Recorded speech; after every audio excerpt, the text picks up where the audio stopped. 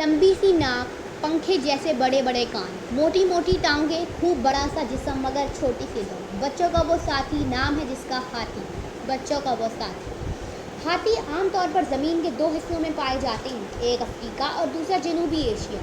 हाथी ज़मीन पर चलने फिरने वाले जानवरों में से सबसे बड़े कद-ओ-कामत के जानवर हैं। इनकी ऊंचाई तकरीबन 13 फुट और वज़न 7000 किलोग्राम 7000 किलोग्राम के करीब होता है। आमतौर पर ये किसी नदी, तालाब या झील के करीब रहना पसंद करते हैं। जंगल जानवर इनका शिकार करने से डरते हैं, मगर शेर, चीते या लगड़-बगड़ मौका देखकर ही नन्हे हाथियों को हड़प कर जाते हैं। इनके भारी और ताकतवर जिस्म की वजह से पुराने ज़माने में लोग इन्हें भारी सामान उठाने के लिए इस्तेमाल करते थे।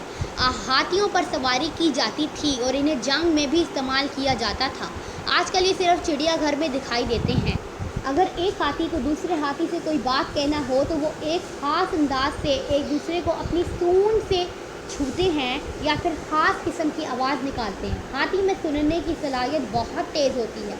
ये किलोमीटर दूर तक की आवाज़ भी आसानी से सुन सकती है।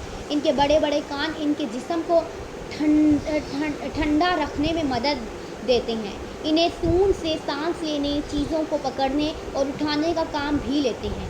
हाथी के मुंह में 26 दांत होते हैं, 26 दो बड़े बाहर और 24 मुंह के अंदर, 24 मुंह के अंदर। इनकी उम्र तकरीबन 70 साल होती है। शिकारी इनके लंबे लंबे दांतों की वजह से इनका शिकार कर डालते हैं।